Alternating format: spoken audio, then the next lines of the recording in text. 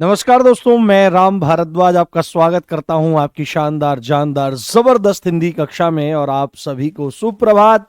आपका बहुत बहुत धन्यवाद कि आप लोगों ने हम पर विश्वास करके अपने करियर की जो नाव है उसकी जिम्मेदारी हमको सौंपी है। आपका स्वागत है एप्लीकेशन की पहली क्लास पर दीवान जी 2.0 बैच के अंतर्गत। और हम बहुत अच्छे ढंग से ये पूरा सफर बहुत अंडरस्टैंडिंग लेवल के साथ में पूरा करेंगे और हर एक चीज, हर एक बारीक चीज समझेंगे, जानेंगे और उसको सीखेंगे, रटेंगे बिल्कुल नहीं। जल्दी से आ जाइए। आशा करता हूँ आप सब बहुत अच्छे होंगे, स्वस्थ होंगे, मस्त होंगे, प्रसन्न होंगे और अपनी तैयारी को बेहतर ढंग से करने के लिए कटिबद्ध होंगे, दृढ़ संकल्पित होंगे। जी। Good morning guys, hello, good morning guys. जल्दी से आ जाइए। शानदार जबरदस्त जिंदाबाद, शानदार जबरदस्त जिंदाबाद। एक पंक्ति गाने का मन कर रहा है आप लोगों के लिए, क्योंकि आपका स्वागत है एप्लीकेशन पर। तो आइए मेहरबान, हाँ, आप मेहरबान हैं, ठीक है।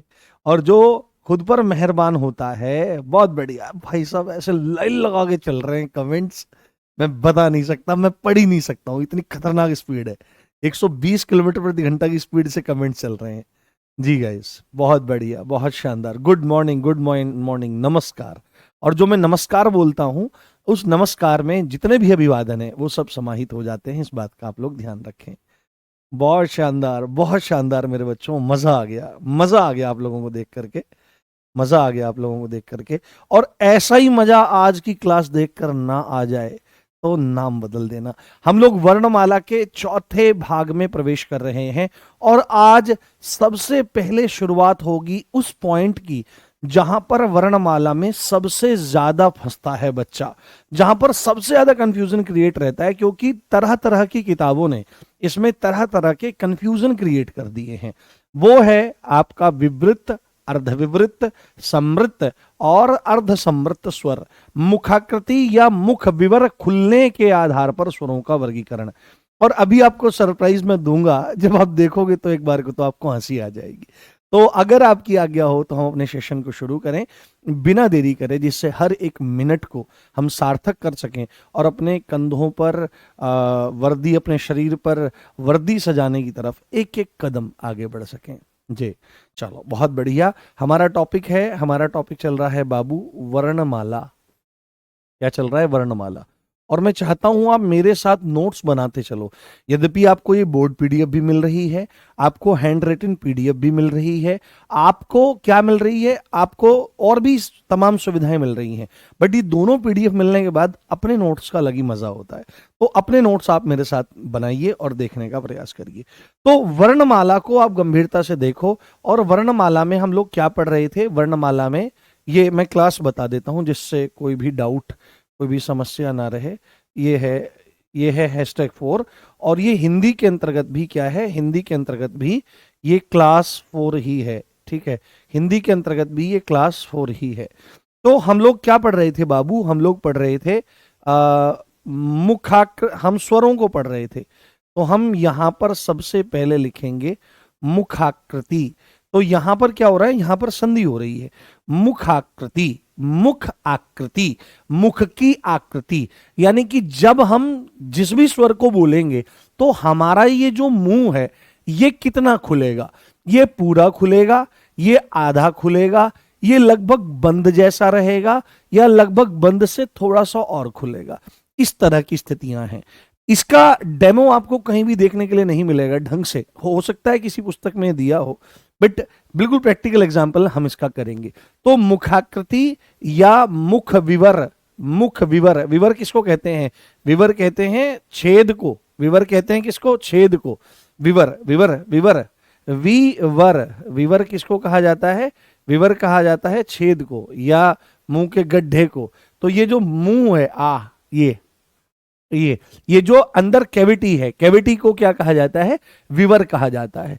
तो मुख विवर खुलने के आधार पर, मुखाकृति खुलने के आधार पर या मुख विवर खुलने के आधार पर स्वर, आधार पर स्वर, आधार पर स्वर कितनी प्रकार के होते हैं?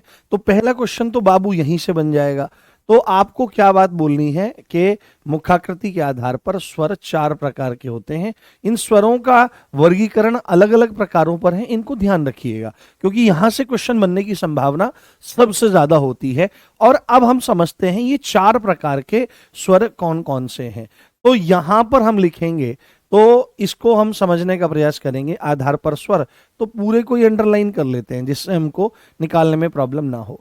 तो सबसे पहले एक ये खींचा, उसके बाद एक ये खींचा, उसके बाद एक ये खींचा और इसके बाद एक ये खींचा। मेरे को लाइन बाय लाइन लिखाना बड़ा अजीब लगता है, मजा नहीं आता मेरे को लाइन बाय लाइन लिखाने में। ऐसा लगता है जैसे हम किताब बना रहे हो मिलके, पर हमको किताब थोड़ी बनानी, हमको तो नंबर बनाने हैं। तो सबसे पहले नंबर पर कौन सा आ जाता है मेरे प्यारे? सबसे पहले नंबर पर आ जाता है विवृत। क्या आ जाता है? ये विवृत है। वृत्त जो होता है ना आपका, वृत्त, वृत्त क्या होता है? सर्किल को वृत्त कहा जाता है। तो विवृत स्वर आ जाता है, विवृत स्वर पहला, विवृत स्वर अभी समझाएंगे बहुत अच्छे ढंग से। दूसरे नंबर पर क्या आ जाता है बाबू? दूसरे नंबर पर आ जाता है आपका अर्ध विवृत। अर्ध का मतलब क्या होता है? आधा, आधा, आधा विवृत, आधा विवृत स्वर, आधा विवृत स्वर हो गया, ठीक है। उसके बाद आ जाता है समवृत्त। क्या आ जाता है? समवृत्त स्वर, समवृत्त स्वर। और चौथे नंबर पर आ जाएगा आपका अर्ध समवृत्त स्वर। कौन सा? अर्ध समवृत्त स्वर, अर्ध समवृत्त। इनका उच्चारण भी बहुत अच्छे से किया करो। अर्ध समवृत्त, अर्ध समवृत्त, ये री है, ठीक है, री री है, री है। तो ये तीसरा और ये चौथा। तो मैं आपको सबसे पहले बताता हूं, आपको इसमें स्वर का भी पता है, इन शब्दों में स्वर का भी पता है, अर्ध का भी मतलब आपको पता है इसमें, पर आप विवृत्त और अर्ध और समवृत्त का अर्थ नहीं लगा पा रहे होंगे। अगर आप विवृत्त और समवृत्त शब्द के अर्थ को पकड़ जाओ कि what is the meaning, what is the meaning of विवृत्त, what is the meaning of समवृत्त। कोई कह रहा था कि हिंदी के मास्टर हो, अंग्रेजी में व्यवहार करते हो, क्योंकि वो भाई अंग्रेजी का मारी भैंसुरा के लेगी है। अंग्रेजी, अंग्रेजी में क्यों नहीं बता सकते हैं? अंग्रेजी में भी बोला जा सकता है। मूल बात है समझाना है, एक एक बात समझ में आ जाए। देखो, विवृत्त का मतलब होता है खुला हुआ। विवृत्त का मतलब होता है क्या? खुला। विवृत्त का मतलब होता है खुला, बस ये ध्यान रखना, ये अर्थ है। और समवृत्त का मतलब होता है बंद। विवृत्त का मतलब होता है खुला और समवृत्त का मतलब होता है बंद। अब इतने से आपको सारा का सारा कॉन्सेप्ट समझ में आ जाएगा। तो विवृत्त स्वर और किस आधार पर है? मुख विवर खुलने के आधार पर। ये ये अलग आवाज आई है, ये नहीं है आ, हल्का खुला, थोड़ा खुला। जैसे कोई गुटखा खाता है ना तो उसका पूरा नहीं खुल पाता, दो, अरे भैया बात सुनिए, तो उसका मुंह पूरा नहीं खुल पाता, वो इस तरह से करके बोलता है क्योंकि स्पष्ट शब्द नहीं निकल पाते हैं। तो विवृत्त की परिभाषा सबसे पहले लिखेंगे और जानेंगे। तो यहां पर परिभाषा में लिखिए कि वे स्वर क्या है बाबू? वे स्वर, वे स्वर, अभी एग्जाम्पल दूंगा बड़ा जबरदस्त। वे स्वर जिनके उच्चारण में, वे स्वर जिनके उच्चारण में, उच्चारण क्या होता है? प्रोनंसिएशन, बोला जाना। जिनके उच्चारण में मुख पूरा खुलता है, मुख मतलब मुंह पूरा खुलता है, मुख पूरा खुलता है, मुख पूरा खुलता है। जिनके उच्चारण में मुख पूरा खुलता है उनको क्या कहते हैं लाला? उनको कहा जाता है आपका विवृत्त स्वर, विवृत्त स्वर, विवृत्त स्वर। जैसे हम इसमें देखेंगे कि विवृत्त स्वर कौन सा है, विवृत्त स्वर कौन सा है। तो विवृत्त स्वर एक ही है, एक ही, इसको मत लिखो, एक ही है, आप लिखो विवृत्त स्वर यहां पर एक है जो है आ, जो क्या है? आ। अब आप मेरे कहने से काम करो, मेरे कहने से आपको एक काम करना पड़ेगा, तभी आप वर्णमाला को समझ पाओगे। आप मेरे साथ बोलो आ, बोलना आ। जैसे वो सीखने जाते हैं ना, संगीत सीखने जाते हैं, मैंने भी कुछ दिन सीखा था, तो उसमें गुरुजी पहले यही कराते हैं, गुरुजी पहले यही कराते हैं। गुरुजी क्या कराते हैं जी? कि गाओ सा, और सा फिर जो होता है फिर उसको आकार में गवाते हैं, बोलो आ। तो आप जैसे ही बोलोगे आ, तो आ में मुंह पूरा खुलता है, आ में मुंह पूरा खुलता है। मैं एक चीज आपको दिखाना चाहता हूं, अगले पेपर पे हम लोग चलेंगे। मैं यहां पर लिखता हूं विवृत्त, ठीक है, जिससे आपको एग्जाम्पल बहुत अच्छे से मिल जाए। विवृत्त स्वर, ठीक है, विवृत्त स्वर हमारा आ गया। और अब एग्जाम्पल देखो खतरनाक वाला, ठीक है, अब एग्जाम्पल देखो खतरनाक वाला।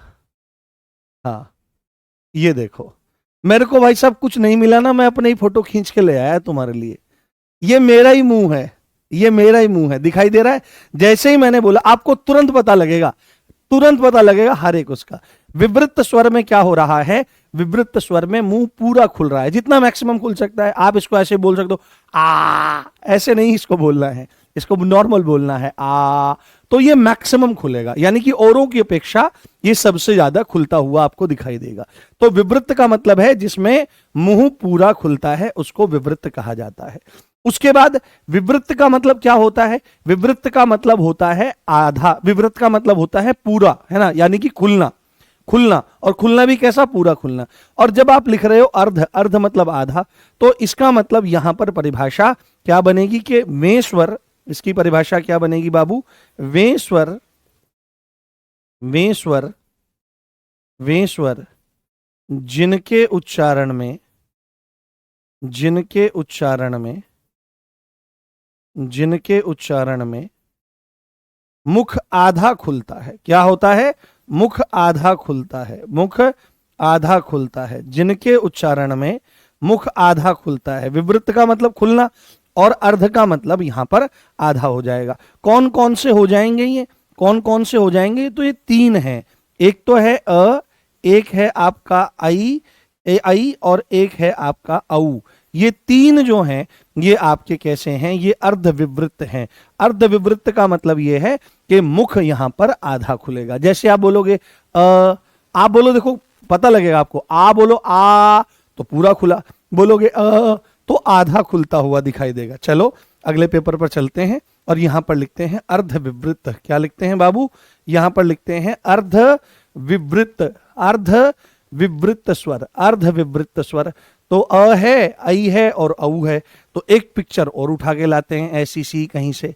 तो यहां पर हमने देखा, ये देखो आप, ये वाला फोटो देखो, और अंतर दोनों में चेक कर लेना आप लोग, अंतर दोनों में चेक कर लेना। अंतर जैसे ही चेक करोगे तो आपको सब चीजें यहां पर समझ में आ जाएंगी। देखो इन दोनों के मध्य अंतर देखो, यहां पर क्या हो रहा है बाबू, यहां पर मुख जो है वह पूरा खुल रहा है। देखो यहां पर गोलाई देखो चेहरे की, यहां पर पूरा मुख खुल रहा है, जबकि यहां और यहां ये पूरा खुल रहा है और यहां पर आधा खुल रहा है। नोटिस हो रही है बात, सही बात है ना, झूठ तो नहीं बोल रहा हूं मैं, ये बात है। विवृत में मुख पूरा खुलता है, अर्धविवृत में आधा खुलता है। अब चलो फिर चलते हैं वापस और समझने का प्रयास करते हैं। अब देखो, अब आ गया समृत। समृत का मतलब क्या होता है, समृत का मतलब होता है बंद। तो बंद का मतलब ऐसे थोड़ी होगा, ऐसे थोड़ी बोलेंगे। बंद का मतलब, इसका शाब्दिक अर्थ बंद होता है, परंतु बंद का मतलब क्या होगा कि लगभग बंद जैसा ही रहेगा, थोड़ा बहुत खुला रहेगा, नाम मात्र को खुला रहेगा। तो समृत का मतलब यहां पर क्या आ जाएगा, समृत का मतलब आ जाएगा वें स्वर, वें स्वर जिनके उच्चारण में, वें स्वर जिनके उच्चारण में, वें स्वर जिनके उच्चारण में, जिनके उच्चारण में मुख लगभग बंद रहता है, मुख लगभग बंद रहता है, मुख लगभग बंद रहता है, मुख लगभग बंद रहता है, मुख लगभग बंद रहता है, में आपके समृत स्वर आपके आ जाते हैं। और इन समृत स्वरों में कौन है, इन समृत स्वरों में ई आपका हो जाएगा, उसके बाद उ और आपका ऊ हो जाएगा। ये बात आपको ध्यान रखनी चाहिए, है ना। ये आपके चार स्वर ऐसे हैं जिसमें मुख लगभग बंद रहेगा, लगभग बंद रहेगा, यानी कि थोड़ा बहुत आपका खुला रहता है। चलो आगे हम यहां पर देखते हैं, आगे यहीं पर देखते हैं और समझते हैं। हम क्या लिखेंगे यहां पर, अब लिखेंगे हम यहां पर समृत स्वर। आज तक अगर आपको पकड़ में नहीं आया होगा तो आज ये पकड़ में आ जाएगा, समृत स्वर। और चलो समृत स्वर के लिए एक पिक और उठा के लाते हैं, और ये पिक है ये वाली, ये पिक है ये वाली। आज तक हम उलझते रहे, चीजों को देखते रहे। बाबू आप खुद देख सकते हो इन तीनों में डिफरेंस। इसमें विवृत में मुख पूरा खुला हुआ है, अर्धविवृत में मुख आधा खुला हुआ है, कंपैरिजन देख सकते हो। और समृत को अगर आप गंभीरता से देखोगे तो समृत में लगभग मुंह बंद जैसा है, बस ये इतनी कैविटी खुली हुई है, देखो बस ये इतनी। यहां पर देखो कैविटी आधी खुली हुई है, और यहां पर जो ये कैविटी है ये पूरी खुली हुई है, ये आप देखने का प्रयास करो। तो देखो इसमें, और कुछ दांत भी इसमें दिखाई देते हैं, हालांकि ये डेफिनेशन बहुत ज्यादा गहरी हो जाती है, बट इतनी टेंशन लेने की जरूरत नहीं है। समृत में मुख लगभग बंद रहता है, ये बात आपको समझ जानी चाहिए, ठीक है। और चौथे नंबर पर अब हम अगर चलें तो यहां पर हमारा कौन सा आ जाता है, यहां पर आ जाता है अर्ध समृत। तो अर्ध समृत का मतलब क्या है कि समृद्धि का मतलब तो होता है बंद होना, बंद होना, और अर्ध समृत यानी कि यहां पे समृत से मुख थोड़ा सा ज्यादा खुल जाएगा, थोड़ा सा समृत से ज्यादा खुल जाएगा। मैक्सिमम जगह क्या होता है, अर्ध विवृत को और अर्ध समृत को दोनों में कह देते हैं मुख आधा खुला हुआ है, बट दोनों अगर सेम होते तो फिर एक ही रहता, अलग अलग क्यों रहते। अर्ध समृत में मुख आधा खुला रहता है, जबकि अर्ध समृत की परिभाषा में आपको लिखना पड़ेगा वेस्वर जिनके उच्चारण में, वेस्वर जिनके उच्चारण में, वेस्वर जिनके उच्चारण में, वेस्वर जिनके उच्चारण में मुख समृत से कुछ अधिक खुलता है, समृत से कुछ अधिक खुलता है, समृत से कुछ अधिक खुलता है। वे स्वर जिनके उच्चारण में मुख समृत से कुछ अधिक खुलता है, कुछ अधिक, इसमें तो लगभग बंद सा ही रहता है, आपने देखा थोड़ी सी कैविटी खुली हुई है, बट इसमें क्या चीज है, इसमें समृत से थोड़ा सा ज्यादा खुलता हुआ हमको नजर आएगा, दिखाई देगा। और ये कौन से हैं, ये कौन से हैं, इस बात को आप लोग ध्यान रखें बहुत अच्छे से। ये दो हैं, ए है और आपका ओ है। तो हमने यहां पर सारी की सारी चीजों को जान लिया है। तो एक बार मैं दोबारा रिपीट इसको कर देता हूं, थोड़ा सा साइज छोटा कर दें हम इसका। देखो ऐसे पढ़ने में बहुत मजा आता है, एक ही स्लाइड पे हम इसके लिए अलग अलग, ये आपको कभी नहीं भूलेगा। और जिस हिसाब से मैंने आपको बताया है, वे स्वर जिनके उच्चारण में मुख पूरा खुला रहता है, उच्चारण में मुख आधा खुला रहता है, उच्चारण में मुख लगभग बंद रहता है, थोड़ी बहुत खुला रहता है, और वे स्वर जिनके उच्चारण में मुख समृत से कुछ अधिक खुलता है। तो बाबू लगे हाथ, अब हम यहां पर अर्ध समृत भी लिख देते हैं। क्या कर देते हैं, अर्ध समृत भी लिख देते हैं, अर्ध समृत, अर्ध समृत स्वर भी लिख देते हैं। और अब मैं आपको फाइनल पिक्चर दिखाने जा रहा हूं जो इससे रिलेटेड है, वो ये रही, ठीक है, वो ये रही, आप यहां पर देख सकते हैं। इसको थोड़ा छोटा करते हैं, ये अर्ध समृत की है पिक्चर। अब आप इसका और इसका कंपैरिजन देख लें, आप इसका और इसका कंपैरिजन, तो यहां मुख लगभग बंद है और यहां पर थोड़ा इससे ज्यादा खुला हुआ है, थोड़ा इससे ज्यादा खुला हुआ है। देखो ये और ये समान नहीं है, इसको और इसको समान कह देते हैं लोग, पर यहां पर कैविटी देख लो, कैविटी यहां पर ये रही, और यहां पर अर्ध समृत की ये रही, अर्ध विवृत की ये रही, और यहां पर विवृत की ये रही। तो आपको ये कॉन्सेप्ट क्लियर हो जाना चाहिए, समझ में आ जाना चाहिए। तो विवृत मुंह खुला रहता है पूरा, अर्ध विवृत में मुख आधा खुला रहता है, समृत में लगभग बंद रहता है, और अर्ध समृत में समृत की अपेक्षा कुछ ज्यादा खुला रहता है। एक बार मुझे थम्स अप करके बताओ कॉन्सेप्ट समझ में आया कि नहीं। हाँ हाँ, बताओ समझ में आया कि नहीं, एक बार बताओ मुझे कैसा लगा कॉन्सेप्ट, मजा आया। मेरे को कहीं फोटो नहीं मिले तो मैंने बोल बोल करके सेल्फी ली, उसमें से कट कर करके इन चीजों को निकाल दिया, जिससे मेरे बच्चों को समझ में आनी चाहिए चीजें। हाँ,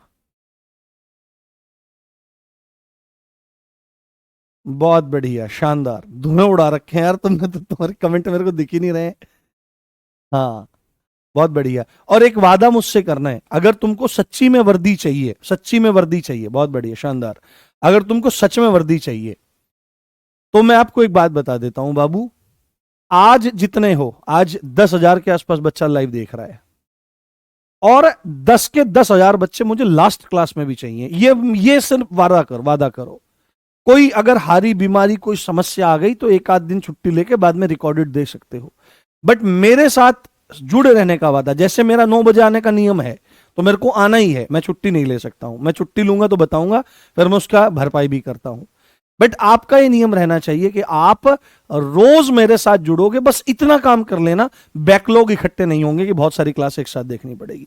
तो आज ये वादा मुझसे करके जाना। तो अब हम यहां पर स्वरों के बारे में लगभग सब बात जान चुके हैं। अब हमको एक इंपॉर्टेंट पॉइंट समझना है वो है क्या चीज कि स्वर कैसे हैं, अल्प प्राण है या सघोष है, अघोष है, महाप्राण है। तो स्वर के बारे में एक बात आपको यहां पर जाननी है, वो क्या है कि स्वर, जैसे हमने यहां पर लिखा स्वर, और स्वर में भी क्या, सभी स्वर, स्वर में भी सभी स्वर, यहां पर आप लिखें सभी स्वर क्या हैं, सभी स्वर अल्प प्राण है। ठीक है, सभी स्वर अल्प प्राण है। अब आधे से ज्यादा जिन्होंने ये चीज नहीं पढ़ी होगी उनकी बुद्धि चकरा गई होगी, है सर ये अल्प प्राण क्या होता है, अभी समझाऊंगा, बहुत प्यारे ढंग से समझ में आ जाएगा। सभी स्वर अल्प प्राण है, ये बात आपको ध्यान रखनी है, ये टर्म है अल्प प्राण। और यहीं पर आपको लिखना है कि सभी स्वर सघोष हैं, सभी स्वर सघोष हैं, सभी स्वर सघोष हैं। सघोष कह सकते हो या इसी को घोष कह सकते हो। अब आपने सोचा होगा ये घोष क्या है, ये सघोष क्या है, इनके बारे में तो कुछ बताया जाए। तो ये आपको सबसे पहले ध्यान रख लेना है, क्योंकि दोनों के दोनों फैक्ट बहुत ज्यादा इंपॉर्टेंट है। वो पूछता है स्वर कैसे हैं, तो आपको बताना है सभी स्वर अल्प प्राण हैं। और सभी स्वर कैसे हैं, तो सभी स्वर सघोष हैं, सभी स्वर घोष हैं। आइए अब एक चीज मैं आपको समझा दूं कि सघोष अघोष क्या होता है, अल्प प्राण महाप्राण क्या होता है, क्योंकि आगे जैसे ही व्यंजन में हम लोग एंटर करेंगे तो हमको यह बात समझ में आएगी, हमको इस चीज की जरूरत पड़ेगी। देखो, अब सबसे पहले मैं ऐसे करता हूं कि इधर तो लिख देता हूं अघोष, इधर तो लिख देता हूं अघोष, ठीक है, और इधर लिख देता हूं सघोष। इस तरह कंपैरिजन करके चीजें बहुत दिन तक दिमाग में रहती हैं और अच्छे समझ में आ जाती हैं। पता है चीजें क्यों नहीं दिमाग में रहती? चीजें दिमाग में इसलिए नहीं रहती प्यारे, क्योंकि हम जिस तरह से उनको पढ़ना चाहिए वैसे नहीं पढ़ते हैं।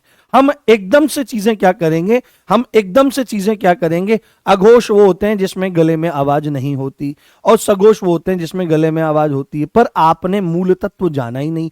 आप इस शब्द को क्यों नहीं पकड़ते? यहां पर ये अ लगा हुआ है। अब दोनों में क्या है, देखो घोष शब्द जो है वो समान है, पर शुरुआत में अ लगा हुआ है, स लगा हुआ है। तो बाबू ये अ जो है ये एक उपसर्ग है। उपसर्ग क्या होते हैं?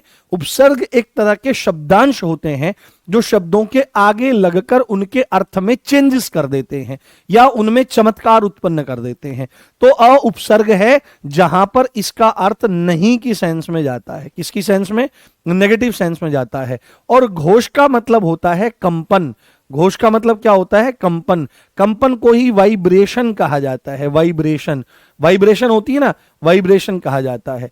तो आप यहां पर चीजों को पकड़ जाएंगे। स भी क्या है? स भी हमारा एक उपसर्ग है जहां पर स का मतलब अर्थ निकलता है सहित, है ना, सहित, सहित। और घोष का मतलब क्या है? घोष का मतलब कंपन है। तो यहीं से पूरी परिभाषा निकल जाएगी। इसी तरह पूरी हिंदी हम पढ़ लेंगे, शब्दों से ही परिभाषा निकाल देंगे और रटने की जरूरत ही नहीं पड़ेगी, सब कुछ दिमाग में सेट हो जाएगा प्यारे। बस ध्यान से सुन ले मेरी बात। तो अघोष क्या है कि वे वर्ण होते हैं, क्योंकि खाली स्वरों के बारे में कहना जरूरी नहीं है, क्योंकि अघोष और सघोष तो आगे वर्ण भी, व्यंजन भी आएंगे। तो हम सीधी सीधी बात करेंगे, वे वर्ण जिनका उच्चारण करते समय, यानी कि जिनको बोलते समय, जिनको बोलते समय, जिनका उच्चारण करते समय, जिनका उच्चारण करते समय, जिनका उच्चारण करते समय स्वर तंत्र में, जो हमारा साउंड बॉक्स होता है स्वर तंत्र में, या कहीं कहीं बाबू ये स्वर तंत्री भी लिखा रहता है, तो घबराने की जरूरत नहीं है। स्वर तंत्र में या स्वर तंत्र या स्वर तंत्री में क्या होते हैं? कंपन होते हैं। क्या होते हैं? कंपन नहीं होते हैं। ये तो अघोष है, कंपन नहीं होते हैं, कंपन नहीं होते। तो कंपन नहीं होते, इसीलिए तो नाम नहीं है, अघोष है, नहीं होते हैं। वे आपके क्या कहलाते हैं? वे अघोष कहलाते हैं। और सघोष की परिभाषा में क्या बन जाएगा? वे वर्ण, अभी मैं महसूस भी करवाऊंगा आपको, वे वर्ण जिनका उच्चारण करते समय, जिनका उच्चारण करते समय, जिनका उच्चारण करते समय, जिनका उच्चारण करते समय, जिनका उच्चारण करते समय, जिनका उच्चारण करते समय स्वर तंत्र, स्वर तंत्र या स्वर तंत्री में कंपन होता है। स्वर तंत्री में, स्वर तंत्री में कंपन होता है, स्वर तंत्री में कंपन होता है। बस ये बात ध्यान रखनी है, वो आपके सघोष कहलाते हैं। जैसे हमारे ये जितने भी हैं हमारे स्वर कैसे हैं? हमारे सारे के सारे स्वर सघोष हैं। आप एक काम करो, अब मैं, मेरे कहने से आपको एक काम करना पड़ेगा, मैं मानूंगा नहीं, मैं मानूंगा नहीं। देखो कैसे, हाँ देखो कैसे, ये जो हिस्सा है ये वाला, जहां से आप गाते हो मेरे सामने वाली खिड़की में एक चांद सा टुकड़ा रहता, अरे पढ़ ले रे। ये देखो यहाँ, ये जो है हमारा ये हिस्सा, ये यहाँ टेटुआ होता है, इसके नीचे ये स्वर तंत्र है, ये वाला हिस्सा जो है ये स्वर तंत्र है। यहाँ हाथ लगाओ, अब ठंडे हो रहे हैं फिर लगाना पड़ेगा, ठंडे हो रहे हैं हाथ लगाओ। हाँ रिप्लाई देंगे बाबू, एक बार पढ़ा लूं मैं फिर पूछूंगा मैं आपको कोई दिक्कत है क्या। अब यहां पर देखो, यहां हाथ लगाओ, यहां हाथ लगाओ, सबके सब जितने बच्चे हैं यहां पर हाथ लगाएंगे और मेरे साथ बोलेंगे बोलना एक बार, बोलो एक बार, केवल बोलना है, आ ई ई उ उ रे ए ऐ ओ औ। कंपन हो रहा है कि नहीं? क्लियर वाइब्रेशन पता लग रही हैं, इसीलिए ये सारे के सारे कैसे हैं, इसीलिए ये सारे के सारे सघोष कहलाते हैं। यह बात आपको बहुत अच्छे से पकड़ जानी है, बहुत अच्छे से आपको देख जानी है। तो मुझे प्यारे ये बताओ कि मैंने झूठ बोली कि सच बोली, झूठ बोला कि सच बोला, ये बात बताओ। अब तो ये स्वर बॉक्स वाला काम नहीं, अब तो अल्प प्राण महाप्राण समझाएंगे। बोलो समझ में आया, बोलो समझ में आया, है ना? ये महसूस होता है ना, कंपन महसूस होता है, बिल्कुल। तो कंपन होता है इसीलिए सघोष हैं, और सघोष को ही घोष कहा जाता है, ठीक है? सघोष और घोष इक्वल हैं, इसी को मैं लिख देता हूं जिससे कोई कंफ्यूजन ना रहे मेरे बालकों को। तो यहां पर सघोष को ही घोष कहा जाता है, घोष को ही सघोष कहते हैं, इसमें कोई अलग अलग बात नहीं है। अब अगर यहां पर चीजें आपको समझ में आ गई हैं तो हम चलते हैं महाप्राण अल्प प्राण पर। तो इसको भी यहां तो आज समझ लो, यहां पर ध्यान से देख लो। तो एक तरफ हम लिख देते हैं अल्प प्राण, क्या लिख देते हैं? अल्प प्राण, अल्प प्राण। और बाबू एक तरफ लिख देते हैं महाप्राण, एक तरफ क्या लिख देते हैं? एक तरफ लिख देते हैं महाप्राण, महाप्राण। तो भाई आपको लग रहा होगा पता नहीं क्या बवाल है, अल्प प्राण महाप्राण क्या बवाल है? तो कुछ बवाल नहीं है अगर ढंग से चीजों को देखा जाए। देखो जब भी चीजें जिंदगी में मुश्किल लगने लगे, बस मेरी बात ध्यान से सुनना, हर जगह ये काम आएगा, लिख लो इसको। जब जब जीवन में चीजें मुश्किल लगने लगे, हमेशा ध्यान रखना, उनको ध्यान से देखना, वो हमेशा कॉम्पैक्ट दिखाई देंगी, एक साथ बहुत सारी चीजें उलझी हुई दिखाई देंगी। अगर उनको आसान बनाना है, चाहे गणित का सवाल हो, चाहे रीजनिंग का सवाल हो, या किसी शब्द की परिभाषा हो, या जिंदगी की कठिन से कठिनतम घड़ी या समस्या, वो हमेशा कई समस्याओं का जाल होती है, उसको खोल दो। जैसे ही आप उसको टुकड़ों में तोड़ दोगे, तुरंत एक एक समस्या का समाधान निकलेगा, आप सारी समस्याओं से निकलते हुए चले जाओगे। अल्प प्राण एक साथ समझने में दिक्कत आ रही है, पर जैसे ही मैं इसको दो टुकड़ों में तोड़ देता हूं तो अल्प शब्द का अर्थ होता है थोड़ा, क्या होता है? थोड़ा। और प्राण का मतलब होता है यहां पर प्राणवायु। प्राण से मतलब क्या है यहां पर? प्राणवायु, या प्राणवायु को ही आप हवा कह सकते हो। और सेम चीज यहां पर है, यहां पर महाप्राण में महा को अलग कर दो, प्राण को अलग कर दो। प्राण का मतलब हमने देखा प्राणवायु, जिसको हम सांस इत्यादि लेते हैं, ये प्राणवायु, जिसको हवा आप कह सकते हो। और महा का मतलब होता है ज्यादा, महा का मतलब होता है महान। महान का मतलब क्या होता है? महान कोई चीज कब होती है? जब किसी चीज में किसी चीज का एक्सेसिव हो जाता है, एक्सेस हो जाती हैं चीजें, ओवरलोडेड हो जाती हैं, तब महान होता है। तो यहां पर हमने इन चीजों को जाना, इन चीजों को समझा, अब इनकी परिभाषाओं की तरफ चलते हैं। तो अल्प प्राण क्या होते हैं? अल्प प्राण में आपको याद रखना है वे वर्ण जिनका उच्चारण करते समय, क्या करते समय बाबू? जिनका उच्चारण करते समय, जिनका उच्चारण करते समय, जिनका उच्चारण थोड़ा कम भी कह सकते हो, थोड़े हो कम भी कह सकते हो, तो थोड़ा या कम, जिनका उच्चारण करते समय कम या थोड़ी प्राणवायु की आवश्यकता पड़ती है, या थोड़ी प्राणवायु की आवश्यकता पड़ती है, थोड़ी या कम प्राणवायु की आवश्यकता पड़ती है, आवश्यकता पड़ती है, जरूरत पड़ती है, ज्यादा दम नहीं लगाना पड़ता। कम प्राणवायु की आवश्यकता पड़ती है, कम प्राणवायु की आवश्यकता पड़ती है, उसको अल्प प्राण कहा जाता है मेरे प्यारे। और अगर इसी को एक और मायने में बिल्कुल देशी शब्दों में हम लोग लिख दें तो क्या लिख देंगे कि वे वर्ण जिनके उच्चारण में कम जोर लगाना पड़े, जिनके उच्चारण में कम जोर लगाना पड़े। भाई ज्यादा जोर लगाने का मतलब है ज्यादा प्राणवायु, और कम जोर लगाने का मतलब है कम दम लगाने का मतलब है कम प्राणवायु। तो जिनके उच्चारण में कम दम लगाना पड़े, कम जोर है ना, कम जोर या कम दम लगाना पड़े, तो उनको क्या कहते हैं, उनको अल्प प्राण कहा जाता है। आसानी से बोले जाते हैं, लगाना पड़ता है, लगाना पड़ता है, वो क्या कहलाते हैं, वो अल्प प्राण। और जबकि इसके अपोजिट अगर हम यहां जाएंगे, महा मतलब ज्यादा, यानी कि वे वर्ण जिनके उच्चारण में, वे वर्ण जिनके उच्चारण में, वे वर्ण जिनके उच्चारण में, वे वर्ण जिनके उच्चारण में क्या करना पड़ता है, आपका उच्चारण करते समय लिखें, वहां पर भी वही लिखा है ना, उच्चारण करते उच्चारण करते समय अधिक प्राणवायु की आवश्यकता पड़ती है, अधिक प्राणवायु की आवश्यकता पड़ती है, अधिक प्राणवायु की आवश्यकता पड़ती है। हाँ, अधिक प्राणवायु,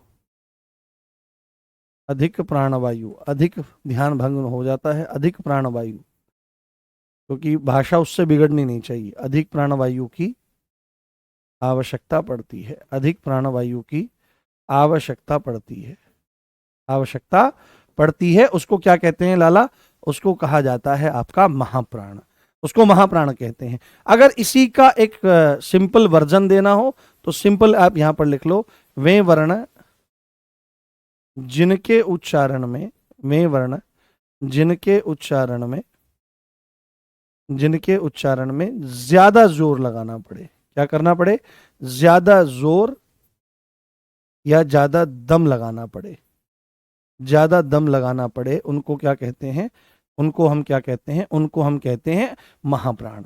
ये समय, जैसे मैं आपको एग्जांपल देता हूं, जैसे एग्जांपल देता हूं, हमने यहां पर देख लिया कि सारे के सारे स्वर जो हैं, सभी स्वर अल्प प्राण हैं, ये तो हमने देख लिया। पर महाप्राण भी कुछ आ जाए ना तो हमको समझ में आना चाहिए, सभी स्वर अल्प प्राण हैं।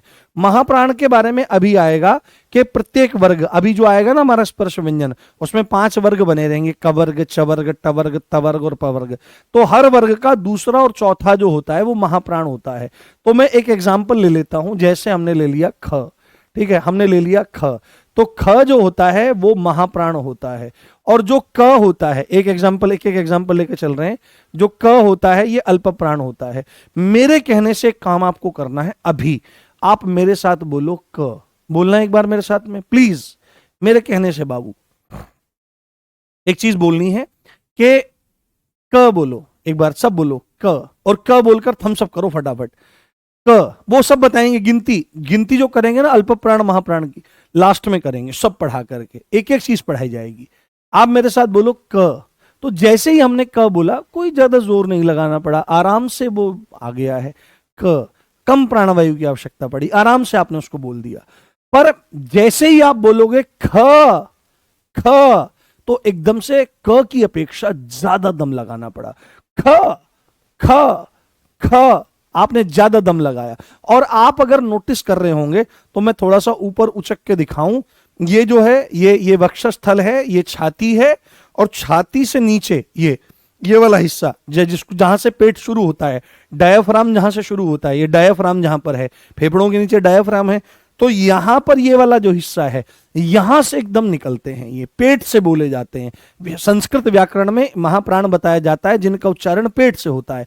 तो जैसे ही आप बोलोगे ख तो बड़ी सरलता से निकल आया, पर जैसे ही बोलते हो आप ख तो जोर लगाना पड़ा। नोटिस करो, दोनों को एक साथ बोलो क ख, तो जैसे ही ख बोलते हो तो पूरे कमर तक इसकी दम निकलता है, और यहां से इस वाले हिस्से से ये उठ करके चलता है। ये है अल्प प्राण और ये है बाबू महाप्राण।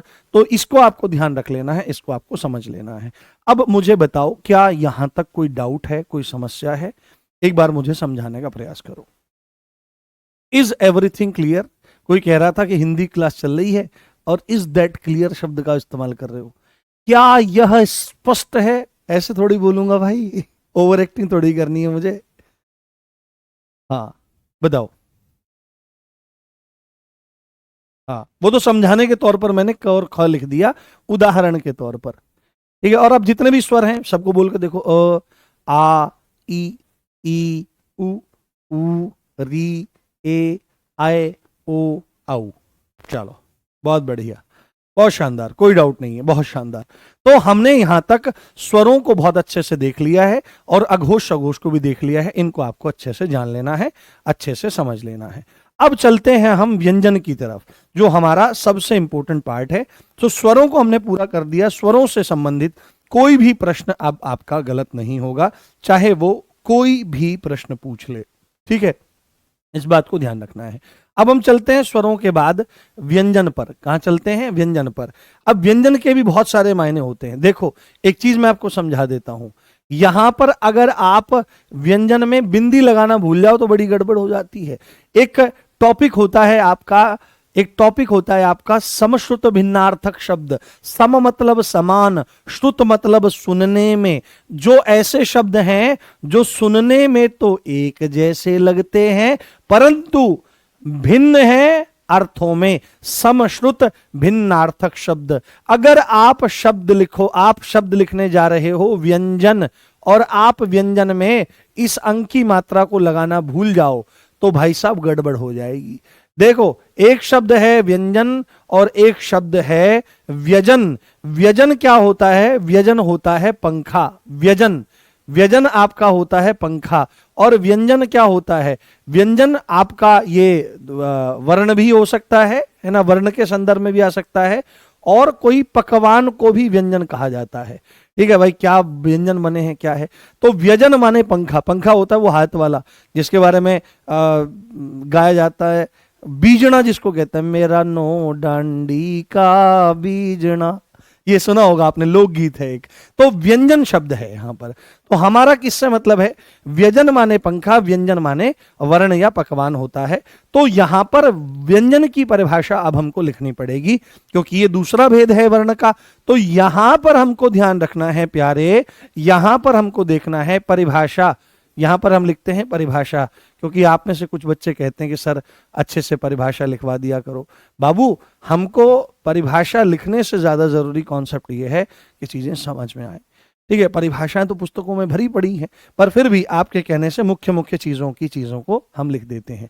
तो यहां पर लिखो कि वे वर्ण, क्योंकि हैं तो वर्ण ही, वे वर्ण जो स्वरों की सहायता से बोले जाते हैं। वे वर्ण जो स्वरों की सहायता से, वे वर्ण जो स्वरों की सहायता से, वे वर्ण जो स्वरों की सहायता से बोले जाते हैं। वे वर्ण जो स्वरों की सहायता से बोले जाते हैं। वे वर्ण जो स्वरों की सहायता से बोले जाते हैं व्यंजन कहलाते हैं। व्यंजन कहलाते हैं। क्या कहलाते हैं? व्यंजन कहलाते हैं। वे वर्ण जो स्वरों की सहायता से बोले जाते हैं व्यंजन कहलाते हैं। यह बात आपको ध्यान रखनी चाहिए। एक चीज मैं आपको बताता हूं, एक स्पेशल नोट आप यहां पर ऐड कर लो। एक स्पेशल नोट आप यहां पर ऐड कर लो कि नोट, इसको नोट के तौर पर ऐड कर लो आप, क्योंकि अगर कई बार ऐसा होता है कि एग्जामिनर पूछ लेता है, जो स्वर होते हैं, स्वर है ना, इनका अन्य नाम, स्वर जो होते हैं इनका अन्य नाम, इनका अन्य नाम क्या है? और व्यंजन जो होते हैं, व्यंजन जो होते हैं इनका अन्य नाम क्या होता है? इनको और किस नाम से बुलाया जाता है? तो आपको हमेशा ध्यान रखना है कि स्वरों का अन्य नाम अच होता है। संस्कृत के अनुसार ये कॉन्सेप्ट है आपका पूरा, कि इसका अन्य नाम, स्वरों का अन्य नाम होता है अच। ये कभी संस्कृत पढ़ाएंगे ना हम आपको, तब बताएंगे। तो और व्यंजन का दूसरा नाम हल होता है। क्या होता है? हल होता है। हल क्योंकि हलंत लगता है, शुद्ध रूप क्या होता है? हल होता है। यह बात आपको ध्यान रख लेनी चाहिए। स्वर का अन्य नाम अच होता है और व्यंजन का अन्य नाम हल होता है। तो अगर कहीं पर लिखा आ जाए कि इसमें कौन सा हल है, तो आप ये मत समझ लेना मेरे देश की धरती सोना उगले ये नहीं समझना है। यहां पर हल का मतलब व्यंजन से आपको निकालना है। अच्छा, ये क्या कॉन्सेप्ट है, ये क्या खेल है कि स्वरों की सहायता से बोले जाते हैं? पहली बात तो आपको एक चीज समझ लेनी है, एक चीज जान लेनी है कि व्यंजनों का शुद्ध रूप, व्यंजनों का शुद्ध रूप, व्यंजनों का जो शुद्ध रूप है, व्यंजनों का जो शुद्ध रूप है, शुद्ध रूप जो है वह हल रूप होता है। क्या होता है? हल रूप होता है। और हल रूप का मतलब क्या है? हलंत लगा होता है। क्या लगा होता है? हलंत लगा होता है। हलंत लगा होना, हलंत लगा होना ही हल रूप कहलाता है। ये बात ध्यान रखनी है। जैसे आपने हमेशा एक चीज देखी होगी, मैं एक उदाहरण के माध्यम से बताता हूं। आपने एक चीज हमेशा देखी होगी प्यारे, कि इस तरह से लिखा रहता है कि क के नीचे हलंत, ख के नीचे हलंत, ग के नीचे हलंत, घ के नीचे हलंत और ग के नीचे हलंत। इसका मतलब क्या है? इसका मतलब ये है बाबू कि ये यहां पर व्यंजनों के शुद्ध रूप को दिखाया गया है, यानी कि ये स्वर रहित हैं, यानी कि ये शुद्ध हैं, इनमें अभी स्वरों की मिलावट नहीं हुई है। इनको अगर आपको बोलना है, इनका अगर आपको उच्चारण करना है, तो आपको इनमें स्वरों की मदद लेनी पड़ेगी। और मैं आपको एक बात बताता हूं, अगर आपको एक चीज समझ में आती होगी कि अगर आपको आधा क लिखना है तो आधा क हम ऐसे लिखते चले आ रहे हैं, और अगर आपको थोड़ा भी ज्ञान होगा तो आधा क ऐसे भी लिखा जाता है। आधे का मतलब होता है स्वर रहित। ये क्या है? ये आधा क है। ये क्या है? आधा क। तो आधा क, यहां पर आधे का मतलब क्या है? आधे का मतलब है यहां पर स्वर नहीं है, ये स्वर रहित क है। क्या है? ये स्वर रहित क है। और स्वर रहित क होने का मतलब है कि क अपने शुद्ध रूप में है, हलंत लगा हुआ है, इसलिए इसको हल कहा जाता है। अब अगर आपको इसको बोलना है तो बोलेंगे कैसे बाबू? तो आप बहुत ध्यान से मेरी बात सुनिएगा। अगले पेपर पर चलते हैं, पेपर की हमारे पास कोई कमी नहीं। जैसे हमको क है तो क के हमने शुद्ध रूप लिख दिए, तो क के हम यहां पर शुद्ध रूप लिख देंगे सारे के सारे, जिससे ये परिभाषा एक्सप्लेन हो जाएगी। ये परिभाषा आपकी एक्सप्लेन हो जाएगी बहुत अच्छे से कि इसको बोला जाता है। क के साथ में अ लगाओगे, क के साथ में आ लगाओगे, ई लगाओगे, उसके बाद बड़ी ई लगाओगे, उसके बाद आपका क्या लगा दोगे? ऊ लगा दोगे। उसके बाद यहां पर देखो, आप ध्यान से देखो, क के साथ में बड़ा ऊ लगा दोगे। ये हलंत हैं, सब हलंत लगे हुए हैं। हलंत मतलब ये शुद्ध रूप है। अगर आपको इसको बोलना है तो आपको इनके साथ में स्वर लगाने पड़ेंगे। लाला, क्या करने पड़ेंगे? स्वर लगाने पड़ेंगे। तो यहां पर देखो, क है उसके साथ में आई आ जाएगा, क है उसके साथ में ओ आ जाएगा, और हमारा क्या आ जाएगा? क के साथ में औ आ जाएगा। यानी कि ये सब के सब आपके शुद्ध रूप हैं, आप इनको बोल नहीं सकते। बट अगर आपको बोलना है तो ध्यान रखना कि अ की कोई भी मात्रा नहीं होती। अ की कोई मात्रा नहीं होती। और क्यों नहीं होती? क्योंकि स्वाभाविक रूप से स्वरों के साथ ये मिला रहता है। तो यहां पर ये क्या आ जाएगा? क आ जाएगा। उसके बाद इसकी क्या मात्रा होती है? इसकी मात्रा होती है डंडा, तो क और आ मिलकर के का बन जाएगा। इसकी होती है ये मात्रा, तो यहां पर इन दोनों का मेल की हो जाएगा। इसकी होती है ये बड़ी ई की मात्रा, ये वाली, तो इसके साथ मिलकर के ये की हो जाएगा। इसकी होती है आपकी क्या? इसकी होती है छोटे ऊ की मात्रा, तो ये हो जाएगा कु। उसके बाद इसकी होती है क्या? ये बड़े ऊ की मात्रा, तो ये हो जाएगा कु। इसकी होती है ये री की मात्रा, तो ये हो जाएगा क्री, कृष्ण वाला क्री। अब ध्यान से देखना है, ए की होती है एक मात्रा, ये आपको संधि में बहुत काम आएगा। आपको लग रहा होगा मास्टर जी ये क्यों बता रहे हैं? बाबू आपका फाउंडेशन तैयार कर रहा हूं, बहुत सारे टॉपिक आगे पढ़ाने हैं, जिससे कोई दिक्कत कोई समस्या ना हो, जिससे आपको वर्ण विच्छेद करने में समस्या ना हो। जब संधि पढ़ाऊंगा ना तो जिंदगी भर संधि याद रहेगी और वहां ये सब चीजें काम आएंगी। तो ये क्या हो जाएगा? ये हो जाएगा के। उसके बाद आई की, अब देखो ध्यान से, इस ए की तो एक मात्रा होती ही है और इसके ऊपर एक और मात्रा धरी है, तो यहां पर ये हो जाएगी दो मात्रा, ये हो जाएगा कई। और इसके बाद को की एक मात्रा होती है तो ये को हो जाएगा, और यहां पर औ की दो मात्रा होती है तो यहां पर कऊ हो जाएगा।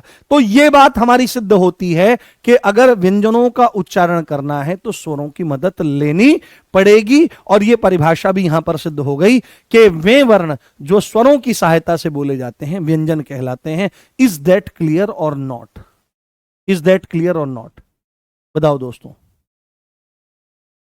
बताओ, समझ में आई बात? क्या है कि वे वर्ण जो स्वरों की सहायता से बोले जाते हैं, और स्वरों की सहायता से बोले जाने का मतलब क्या है कि मात्राएं लगती हैं, उन्हीं के आधार पर बोलते हैं। क्या आप इनके अलावा कोई चीज का उच्चारण करते हैं? क्या आप इनके अलावा कोई चीज का उच्चारण करते हैं? जैसे अगर आप जैसे अयोगवाह भी हैं, तो अयोगवाह भी जो होते हैं, हालांकि उनको स्वरों में काउंट नहीं करते, पर उनको भी ये ऊपर अनुस्वार होता है, तो ये क्या आ जाता है, कंग हो जाएगा। और उसके बाद अनुस्वार जो हमारा विसर्ग है, इसको भी अगर इसी में ऐड करोगे तो ये क्या हो जाता है, ये इस तरह से रहता है हमारा, ये इस तरह से रहता है हमारा, ये यहां पर दो बिंदी हो जाएगी, तो ये कह हो जाएगा। 12 खड़ी आपने पढ़ी होंगी, तो ये चीजें आपकी सिद्ध होती हैं कि जो वर्ण स्वरों की सहायता से बोले जाते हैं उनको हम व्यंजन कहते हैं, उनको हम ये कहते हैं। व्यंजनों का शुद्ध रूप हल रूप हलंत, और हलंत लगा हुआ ही क्या होता है, आधा कह सकते हो आप। अभी संयुक्त वर्ण पढ़ोगे, पेपर में एक कॉन्सेप्ट आया था, ध्यान पूरा यहां रखो तो सब चीजें एकदम समझ में आएंगी। जरा सा भी ध्यान इधर उधर नहीं भटकाना है, कोई दिक्कत कोई समस्या वाली बात नहीं है। ठीक है, चलो बहुत बढ़िया, आगे चलते हैं। अब देखो, हमने यहां पर इन चीजों को देख लिया है, इन चीजों को समझ लिया है। अब हम क्या काम करते हैं, अब हम चलते हैं व्यंजनों की तरफ। और व्यंजनों में सबसे पहले जो व्यंजन आते हैं बाबू, वो स्पर्श व्यंजन आते हैं। क्या आते हैं, स्पर्श व्यंजन आते हैं। वो क्या आते हैं, स्पर्श व्यंजन आते हैं। ये सबसे पहले ध्यान रखें आप, स्पर्श व्यंजन आते हैं, स्पर्श। तो व्यंजन का अर्थ तो हमने देख लिया कि व्यंजन किसको कहते हैं। व्यंजन कहा जाता है, व्यंजन कहा जाता है जो स्वरों की मदद से बोले जाते हैं। कंफ्यूजन वाली कोई बात नहीं है। एक दो कमेंट आए थे कि सर चीजें समझ में नहीं आई, बहुत आसानी से चीजें समझ में आ जाएंगी।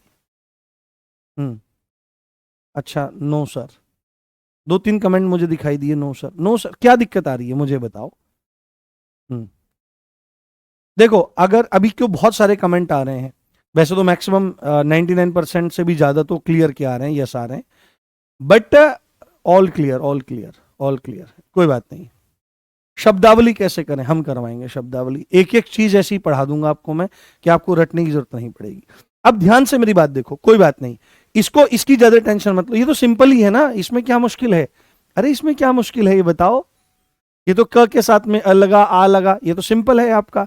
और इसको आप देखने का प्रयास करो, यहां पर ये आपको पता ही है, वे वर्ण जो स्वरों की सहायता से बोले जाते हैं। तो वर्ण का अब स्वरों की सहायता कैसे दिखाओगे आप, जब तक आप व्यंजनों का शुद्ध रूप, यानी कि व्यंजन एक्चुअल में कैसे दिखाई देते हैं, तो व्यंजन एक्चुअल में ऐसे दिखाई देते हैं, हलंत लगा रहता है उनमें। और हलंत लगे रहने का मतलब, हल रूप का मतलब है वे स्वर रहित हैं, यानी कि उनमें स्वर नहीं है। और अगर आपको बोलना है तो स्वर सहित ही उनको बोलना पड़ेगा, स्वर सहित ही आपको उनको बोलना पड़ेगा, नहीं तो आप उनको बोल नहीं सकते। इतनी सिंपल सी बात है। ये एक्स्ट्रा इंफॉर्मेशन मैंने आपको दी, ये कई बार पेपर में पूछ लेता है, तो इसको जान लेना चाहिए। ठीक है, चलो अब देखो, स्पर्श, स्पर्श है ना, स्पर्श करना, स्पर्श। जैसे एक पोक्सो अधिनियम है, कई बार क्वेश्चन पूछ लेता है, आपके पेपर में भी क्वेश्चन जरूर आएगा, ध्यान रखना। जो नए कानून आए हैं ना, बीएनएस आया है, बीएनएसएस आया है, पहले आईपीसी सीआरपीसी चलती थी, तो दिल्ली पुलिस में भी उससे 2-3-4 क्वेश्चन तक बने हैं किसी की शिफ्ट में, आपके पास भी आएगा। एक पोक्सो एक्ट है, prevention of protection of children from sexual offences act 2012। POCSO बहुत लगता है, ये जो 17 साल की लड़कियों से तुम मोहब्बत करने लगते हो, तो पहले आधार कार्ड देखा करो, बाद में प्यार की बात किया करो, क्योंकि मोहब्बत हो जाती है। और आपको मैं एक बात बताता हूं कि अगर 17-18 साल से नीचे की अवस्था की कोई स्त्री है, महिला है, वो अगर सम्मति भी दे कि हाँ हमारे साथ में आप संपर्क स्थापित करिए, शारीरिक संपर्क स्थापित करिए, आपने कर दिया, दैट इज रेप। ध्यान रखना, 18 साल से नीचे आयु की महिला के साथ उसकी मर्जी से भी अगर सेक्सुअल इंटरकोर्स होता है, दैट इज रेप। और भाई साहब, रेप का भी चार्ज लगेगा और पोक्सो का भी लगेगा, इसलिए पढ़ाई में पूरा ध्यान होना चाहिए। तो वहां पर स्पर्श की बात आती है, सेक्शन 7 ऑफ पोक्सो, वो क्या आता है, वो सेक्सुअल असॉल्ट में आता है। तो अगर आपने किसी को छू दिया, और विशेषकर वक्षस्थलों पर, विशेषकर कहीं प्राइवेट पार्ट्स पर, तो ये आपका सेक्सुअल ऑफेंस बन जाएगा। इस चीज को ध्यान रखें, नॉलेज बढ़ानी चाहिए अपने बच्चों की हमेशा। तो स्पर्श का मतलब क्या होता है, स्पर्श का मतलब होता है टच। क्या होता है, अरे मुझे टच मत करो, अरे तुमको टच क्यों नहीं करे, अरे तू तो दोस्त है मेरा यार, तू लड़कियों की तरह बिहेव क्यों कर रहा है। तो टच करना। तो यहां पर आपको बात आएगी, क्या सर इनका उच्चारण ऐसे होता है, ग ग, ऐसे नहीं होता है। इनका उच्चारण कैसे होता है बाबू, यहां पर ध्यान रखना है कि वे वर्ण, वे वर्ण इनकी परिभाषा क्या है। वे व्यंजन, व्यंजन लिखते हैं सीधे अब तो, वे व्यंजन जिनका उच्चारण करते समय, जिनका उच्चारण करते समय, वे वर्ण, वे व्यंजन जिनका उच्चारण करते समय, जिनका उच्चारण करते समय वायु मुख के किसी न किसी भाग से स्पर्श करती है। वायु मुख के किसी न किसी भाग से, है ना, किसी न किसी भाग से, किसी न किसी भाग से, किसी न किसी भाग से, किसी न किसी भाग से स्पर्श करती है, किसी न किसी भाग से स्पर्श करती है, किसी न किसी भाग से स्पर्श करती है, स्पर्श व्यंजन कहलाते हैं। क्या होते हैं? स्पर्श व्यंजन कहलाते हैं, स्पर्श व्यंजन कहलाते हैं। मुख के किसी न किसी भाग से करती हैं, स्पर्श व्यंजन कहलाते हैं। ठीक है, अब जो मैं बात बताने जा रहा हूं पूरा ध्यान इधर रखना, क्योंकि अगर ध्यान थोड़ा सा भी इधर उधर हुआ प्यारे तो गड़बड़ हो जाएगी। ठीक है, ये जो स्पर्श व्यंजन है बाबू, ये स्पर्श व्यंजन है जो, इनकी संख्या जो है, इनकी संख्या जो है वो कितनी है? 25 है। कितनी है संख्या? कितनी है? 25 है, हमको पता है। और साथ में आपको एक बात जाननी है, ये 5 वर्गों में बटे हैं। कितने वर्गों में? 5 वर्गों में विभाजित हैं। कितने वर्गों में बाबू? 5 वर्गों में ये आपके विभाजित हैं। 5 वर्गों में ये आपके विभाजित हैं, ये भी आपको समझ लेना है। और क्योंकि हर एक वर्ग में 5 व्यंजन होते हैं और 5 वर्ग आपके हैं, तो वर्गों में विभाजित होने के कारण इनका एक अन्य नाम भी है, इनका एक अन्य नाम भी है, इनका एक अन्य नाम भी है, इनको वर्गीय व्यंजन भी कहा जाता है। पेपर में अगर पूछ लिया जाए कि वर्गीय व्यंजन कौन से होते हैं, तो वर्गीय व्यंजन स्पर्श व्यंजनों को ही बोला जाता है। क्यों बोला जाता है? क्योंकि 5 वर्गों में ये विभाजित हैं। ये बात ध्यान रखना है आपको। ठीक है, अब एक एडिशनल चीज जो शायद ही आपको अब से पहले पता होगी, क्योंकि एग्जामिनर दिन पे दिन एडवांस होता जा रहा है, तो हमको इस तरह से तैयारी करनी है कि कोर कॉन्सेप्ट तो समझ में आई ही, एग्जामिनर ज्यादा नेता बनने की कोशिश करे तो उसको पता होना चाहिए कि हम RWA से पढ़कर आए हैं, हम अच्छे शिक्षकों से पढ़कर आए हैं जो जी जान लगाते हैं, कॉपी पेस्ट कंटेंट हमारे सामने पेश नहीं करते हैं। तो इस बात को ध्यान रखना है। एक अन्य नाम भी है, हाँ, एक अन्य नाम भी हमारा यहां पर आ जाता है। बहुत बढ़िया, बहुत शानदार। ठीक है, हाँ, कोई पूछ रहा है कुछ अजीब सी बात, भाई साहब ब्लॉक कर देगा वो जो बंदा है। एक अन्य नाम भी इसका है, इनको उदित व्यंजन भी कहा जाता है। ये पहली बार शायद आपको पता लग रहा होगा कुछ लोगों को या मैक्सिमम लोगों को। इनका एक अन्य नाम उदित व्यंजन भी है, क्योंकि इनका उदय होता है। ठीक है, इनका उदय होता है, या यहां से आप कह लो यहां से व्यंजनों का उदय होता है। तो इसके 3 नाम हो गए। एक नाम हो गया स्पर्श व्यंजन, एक नाम हो गया वर्गीय व्यंजन, एक नाम हो गया इसका उदित व्यंजन। तो आपको कैसे इनको याद रख लेना है, आपको कैसे इनको याद रख लेना है, तो अब मैं इनकी पूरी की पूरी एक डायग्राम जैसा बना रहा हूं और मेरे साथ आप उसको बनाएं। तो आपको सबसे पहले क्या बना लेना है? एक चांद सा रोशन चेहरा, ठीक है, जुल्फों का रंग सुनहरा, वो झील सी नीली आंखें, उस पर चश्मे का पहरा, तारीफ करूं क्या उसकी जिसने ट्रंप को बनाया। ठीक है, ध्यान रखो, ये कंठ है बाबू, ध्यान से सुनना है, इनके उच्चारण स्थान को भी समझेंगे। ये कंठ है, ये तालु है, मुंह की छत का ऊपरी भाग पढ़ाया था मैंने, ये मुंह की छत का अगला भाग है, यहां पर ये भाई के दांत हैं और यहां पर ये भाई के होठ हैं। ठीक है, ये होठ हैं ट्रंप के। तो ये है हमारा कंठ स्थान। क्या है? ये है हमारा कंठ यानी कि गला। ये है हमारा तालु, ये क्या है? तालु, मुख की छत का पिछला भाग। ये है मूर्धा, ये क्या है? ये है मूर्धा। ये है दांत, ये है दांत, और बाबू ये है होठ। तो इतना तो आपको याद रखना पड़ेगा।